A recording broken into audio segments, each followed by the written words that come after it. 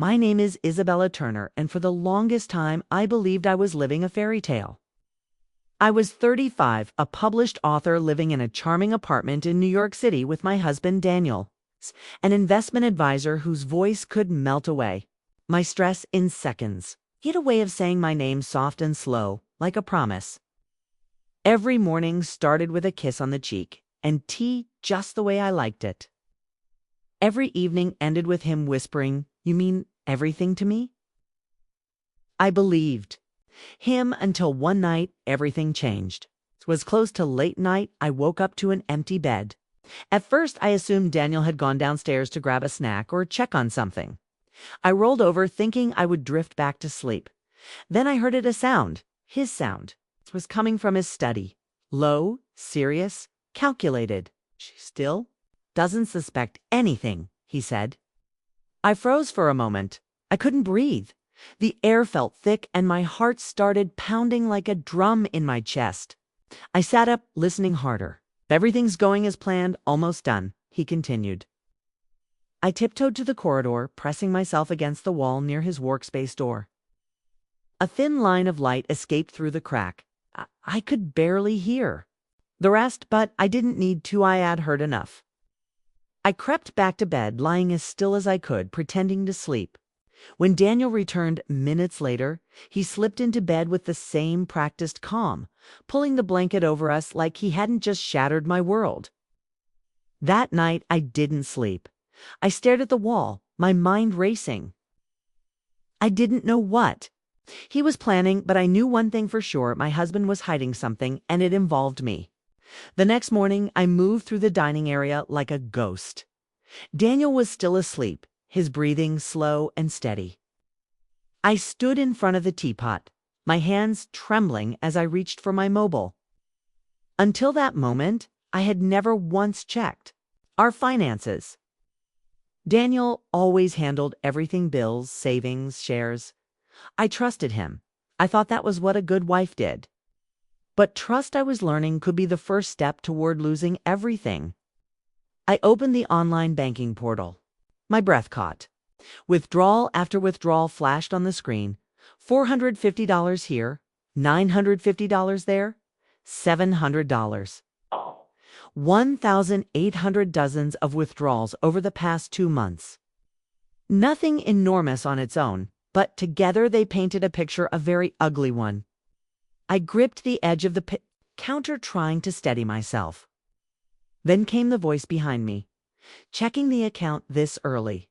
Daniel's tone was casual, but I caught the flicker of surprise in his eyes as he leaned against the doorway, rubbing the back of his neck. "Being curious," I said, trying to sound nonchalant.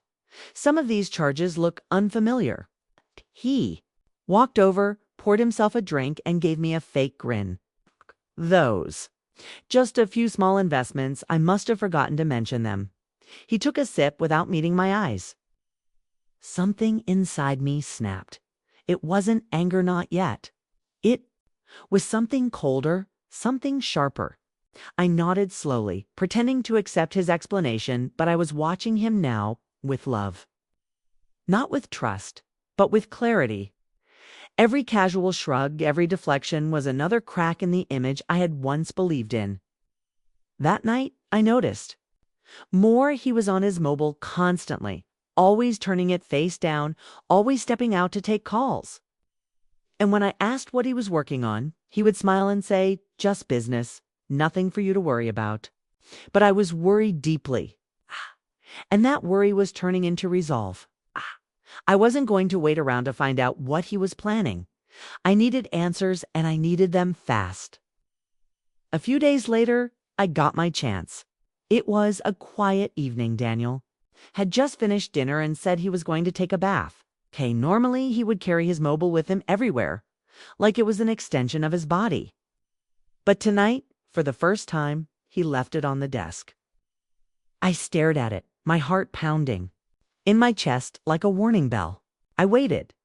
Seconds later, I heard the water running upstairs and I reached for it. His phone was unlocked. My fingers trembled as I scrolled through the recent messages. Most were harmless, work-related reminders, casual chats. But then one message. Thread stood out. No contact name, just a number. The most recent message read, "Send her the Ilium files. Just make sure she stays in the dark." Almost done. I froze. I read the message again. Then again, my mind racing. Ilium files and make sure she stays in the dark. Who was her? Was it me? Was he sending someone something about me? My stomach turned. I placed the phone back exactly where he had left it, careful not to disturb anything. Then I walked to the kitchen, splashed cold water on my face, and tried to slow my breathing. The sound of the shower was still going. I had a few more minutes, but I couldn't stop thinking. Mark wasn't just lying. He wasn't just cheating. It was planning. Something big. And I was the target.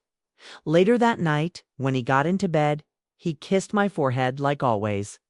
"You okay?" he asked, his voice soft. I nodded and smiled faintly. Just tired. Inside, I was screaming. He didn't know that I had seen the message. He still believed I was in the dark. That was his mistake, and I planned to use it. The next morning, as soon as Daniel left for work, I called Anna. Anna Prescott wasn't just my best friend from college. She was also a brilliant estate attorney. We had lost touch for a few years, but reconnected last summer over coffee. I never imagined I'd be calling her like this. When she picked up, I didn't waste time. My voice shook as I told her everything Daniel's. Late-night whispers, the hidden transactions, the message about the Ilium files. She listened quietly. When I finished, she asked just one question. "How much money are we talking?" "Close to 500 million, I said. There was a pause. Then her voice came back firm and clear. "Isabella, we need to move your assets now." I felt my knees weaken, so I sat on the edge of the couch. "Are you sure?" I whispered. "Yes. If you wait, he'll make his next move. We'll create a trust in your name. It'll be legally protected. He won't be able to touch a dime." I swallowed hard. The apartment, the savings, the book royalties, the shares, everything I had worked for was on the line. "I'm in," I said. The next 72 hours were a blur of documents, signatures, and phone calls. Anna worked like a machine. She brought in her team. We moved the apartment title into the trust, locked down the investment accounts, and shifted every asset under my personal legal protection. By the time Daniel got home on the third day, I had done what I never thought I would have to do to defend myself from the man I once trusted with my life. He walked through the door carrying takeout, wearing his usual charming smile. "Thought we'd have Thai tonight," he said cheerfully. I nodded and took the bag from his hand. He had no idea everything had changed. The papers were signed, the money moved, the fortress built. He could try whatever he wanted, but he would never get near my assets again, and I wasn't going to warn him. Let him believe I was still asleep. Let him make the next move, 'cause now I was ready. A few days later, Daniel made his move. It was a Friday evening. He came home earlier than usual, dressed in one of his tailored suits. He looked calm almost, smug as he set his briefcase down and sat across from me at the dining table. "We need to talk," he said, sliding a folder toward me. I didn't flinch. I opened it slowly, revealing the documents inside divorce papers. "Think it's for the best?" he continued, his voice rehearsed. "We've grown apart. I don't want things to become more painful." I looked up at him, keeping my face unreadable. "Really?" I asked. He hesitated for a second, just long enough for me to see the flicker of uncertainty behind his eyes. Then he nodded, double quotes, "Yes, it's better this way." I took a breath and slid the folder back toward him. "Before we go any further, there's something you should know." His brows drew together. I leaned forward just slightly. My voice was calm, clear, and deliberate. "I've already moved everything." He blinked. "What?" "The apartment, the accounts, the royalties, all of it. It's in a protected trust now. Can't touch it." The color drained from his face. "You what?" I said, my tone steady. "You don't get to walk in here, hand me divorce papers, and walk away with half of my life." His jaw tightened.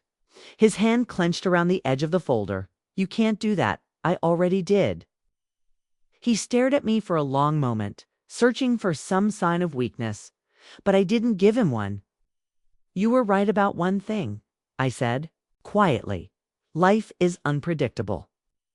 He pushed back from the table, slowly rising. "We'll see each other in court," he said, his voice cold and sharp. I smiled and stood too. "Then go ahead. Try. He walked out of the room, and for the first time in weeks, I exhaled. Because now he knew I wasn't the woman he could manipulate anymore. I thought the worst was over. I was wrong. 3 days later, after Daniel stormed out, I noticed something strange at work. Whispers, side glances. Colleagues who usually greeted me with warmth suddenly avoided eye contact. It wasn't paranoia.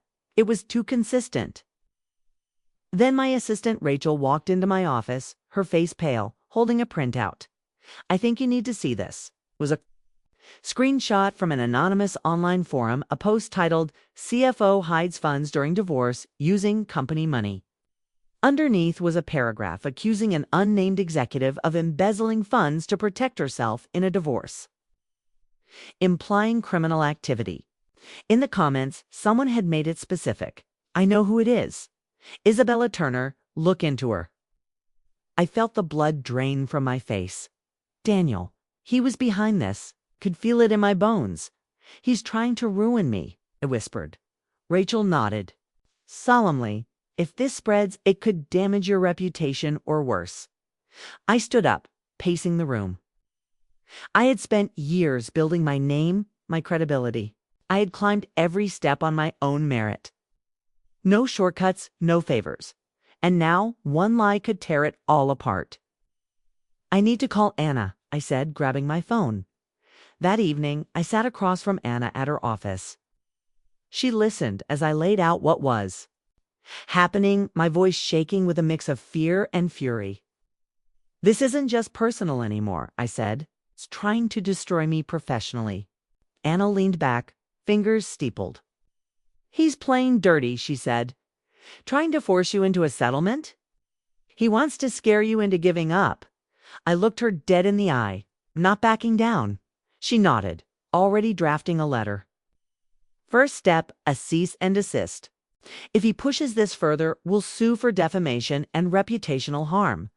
A small spark of hope ignited inside me. He wanted to wear me down with lies, but he had underestimated one thing. I wasn't afraid of the truth, and I wasn't going anywhere just when I thought I had seen all of Daniel's tricks. He went even lower. 3 days later, Anna called me into her office. Her tone was clipped, serious. "He just filed a lawsuit," she said as I walked in. "He's accusing you of financial fraud." My heart sank. "What?" "He claims you illegally moved marital assets. He's alleging you embezzled funds from your joint accounts." I slumped into the chair across from her. "He can't be serious." "He is," Anna said grimly. She slid a file across the desk. "He's not alone. He filed with a co-plaintiff." I opened the folder. The name hit me like a punch to the gut. Ilomero. It was the name from the text message, the one I had read on Daniel's phone. "Who is he?" I asked. Anna crossed her arms. "A known fraudster. He's been linked to multiple cases involving forged documents. No convictions yet, but a long trail of suspicion." I flipped through the documents. They were detailed, filled with ... The documents in front of me were a mess, numbers that didn't add up, fake transactions, some even trying to replicate my signature. "These aren't mine," I said, my voice rising in disbelief. "These are all lies." Anna nodded calmly. "We know, but we need to prove it, and quickly." My hands balled into fists. All the fear I had carried for so long transformed into a burning resolve. He was trying to bury me in lies again. Anna's gaze hardened. "Then let's make sure those lies crumble under their weight." She handed the file over to a forensic finance expert. Over the next week, we worked around the clock. We dug into real transaction records, traced digital trails, and confirmed every step I had taken. Sleep became a luxury, but I kept pushing forward. 'Cause this fight was no longer about just money. This was about my identity, my integrity, and my right to protect what I had worked so hard for. By the end of the week, we had all the proof we needed. The expert had traced the fake documents back to Ilya's firm. The dates were wrong. Signatures were off. And, most importantly, there was no trail linking these false transactions to any of my legitimate accounts. Mark had tried everything. But the truth was on my side, and it was stronger than any of his deceit. A month later, we walked into the courtroom. Rana was as composed as ever, her mind sharp and focused. I sat beside her, dressed in navy, my posture firm, my hands steady. Across the room, Mark seemed like a completely different person, angry, jittery, unprepared. The judge carefully reviewed our case. Our evidence was solid. Ilya didn't even show up. When the ruling was announced, I closed my eyes not out of relief, but because it was final. The court dismissed Mark's accusations, who has denied access to any part of my trust. His defamation attempts had failed miserably. Instead of coming out on top, he was ordered to cover all of my legal expenses. After the hearing, he tried to approach me in the hallway. "You didn't have to do this," he said, his voice low. I met his gaze head on. "No, Mark, you didn't have to do this." And then I walked away for good. In the weeks that followed, I slowly started rebuilding my life. It wasn't easy, but I was careful. I returned to my writing, took long walks in the park, and allowed the silence to fill the empty space left. By the chaos, I didn't celebrate. I reflected. Because victory didn't always come in the form of joy, came in peace after the storm. Sometimes it was simply the absence of fear. Through all of this, I learned something important, something every woman should know. Trust is a gift, but the control over your own life is a right. No matter how much you love someone, never hand over your power blindly. Know your worth, protect your future, and act before it's too late. And if someone tries to break you with betrayal, stand tall. Let the truth speak louder than any desire for revenge. If you're still with me, thank you. If this story resonated with you, share it. Like, comment, and let others know they're not alone. Because strength isn't just about surviving the storm, it's about learning to own the sky after it's over.